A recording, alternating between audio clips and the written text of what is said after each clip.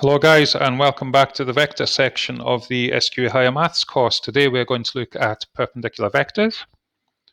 So if we remember, a dot b is given by the magnitude of a multiplied by the magnitude of b multiplied by the cosine of the angle between the vectors.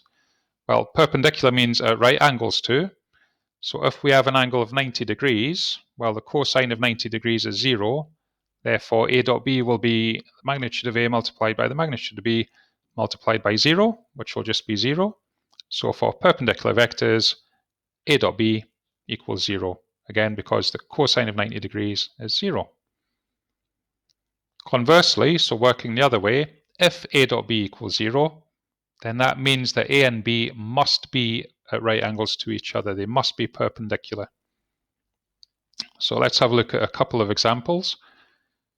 Two vectors are defined as a and b. Show that a and b are perpendicular. Right, it's a show that question, so we should be making a little statement at the end to show that we understand what the answer we get at the end means. Okay, so something to bear in mind for the future. On a show that question, we generally speaking do need a statement at the end. So a dot b would be 4 multiplied by 2 plus 2 multiplied by 1 plus negative 5 multiplied by 2, which is 8 plus 2 minus 10, which equals 0. So a dot b equals 0. Therefore, a is perpendicular to b. So we do need that little statement at the end. That will separate us from people who have just done that and they're not really sure what this bit means. So we need to make the statement just to show that we understand. Question number 2. PQ and RS are given as 4a7 and 2 negative 3a, where a is a constant. Given that PQ and RS are perpendicular, find the value of a.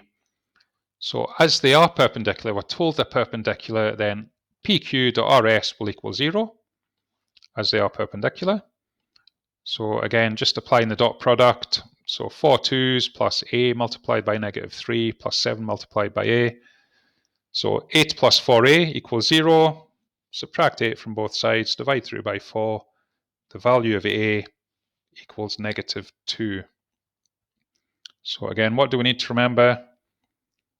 If a and b are perpendicular, then a dot b equals 0. Conversely, if a dot b equals 0, then a and b are perpendicular. Okay, have a go at exercise 6D.